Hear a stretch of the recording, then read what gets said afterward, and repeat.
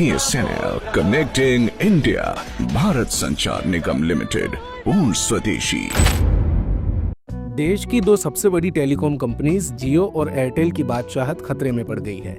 उसका सबसे बड़ा कारण टेलीकॉम इंडस्ट्री का वो जायंट है जो 17 बरस के बाद जाग गया है। ये जायंट कोई और नहीं बल्कि BSNL है, जो 17 साल बाद प्रॉफिट में आ गया है। तीसरी तिमाही के नतीजे जारी होने के बाद पूरी टेलीकॉम इंडस्ट्री हैरत में पड़ गई। वैसे BSNL के प्रॉफिट में आने के कई संकेत हैं। पहला ये कि कंपनी एक बार फिर से अपनी पुरानी जमीन तलाशने में कामयाब हो गई। दूसरा ये कि देश के लोग एक बार फिर सरकारी टेलीकॉम कंपनी पर विश्वास करने लगे हैं। और तीसरा ये कि प्राइवेट कंपनियों के महंगे प्लान की जगह BSNL के सस्ते प्लान की ओर लोगों ने मूव करना शुरू कर दिया। वैसे इसके अलावा एक बात ये भी है कि अब BSNL का नेटवर्क और इंफ्रा लगातार बेहतर हो रहा है और प्राइवेट टेलीकॉम कंपनियों के सामने BSNL एक बड़ा कॉम्पिटिटर बनकर उभरा है। आइए आपको बताते हैं कि आखिर तिमाही नतीजों में BSNL के आंकड़े किस तरह के देखने को मिले हैं। तो केंद्रीय संचार मंत्री ज्योतिरादित्य सिंधिया ने शुक्रवार को कहा था कि पब्लिक सेक्टर की टेलीकॉम कंपनी BSNL ने चालू वित्त वर्ष की अक्टूबर-दिसंबर तिमाही में 262 करोड़ रुपए का शुद्ध लाभ कमाया है। इसके साथ कंपनी लगभग 17 वर्षों के बाद लाभ में आई है। उन्होंने इसे पब्लिक सेक्टर की टेलीकॉम कंपनी के लिए एक महत्वपूर्ण मोड़ बताया जो सेवा पेशकश और ग्राहक आधार के विस्तार पर ध्यान दे रही है। सिंधिया ने कहा कि भारत संचार निगम लिमिटेड ने कई क्षेत्रों में सुधार किया है तथा mobile fibre to the home यानी FTTH और लीजड लाइन सेवा पेशकश में 14 से 18% की वृद्धि दर्ज की गई है। उन्होंने कहा कि दिसंबर में उपभोक्ताओं की संख्या भी बढ़कर लगभग 9 करोड़ हो गई, जो जून में 8.4 करोड़ थी।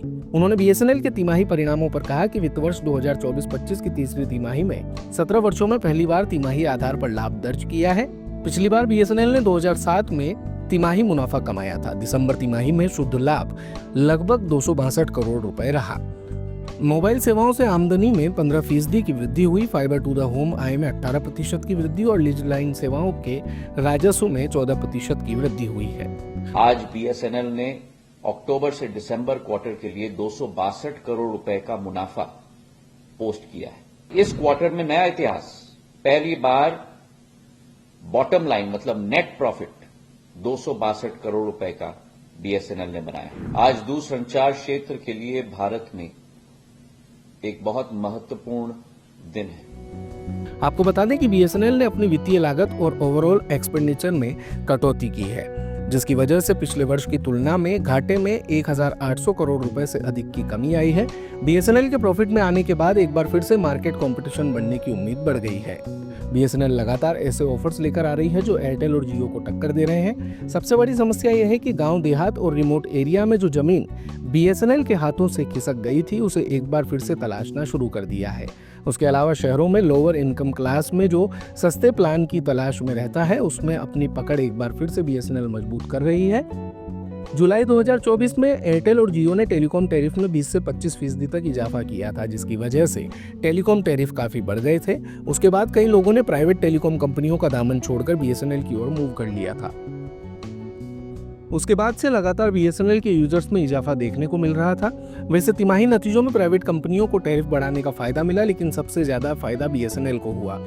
उस दौरान कंपनी ने अपने आप को न सिर्फ रिवाइव किया बल्कि प्राइवेट कंपनियों के सामने मजबूती के साथ खड़ा भी किया।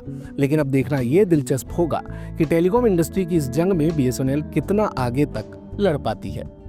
दिन भर की सारी अपडेट्स के लिए सब्सक्राइब करें भारत कवरेज को और हाँ, बेल आइकन दबाना ना भूलें ताकि आप रहे अपडेटेड हमेशा।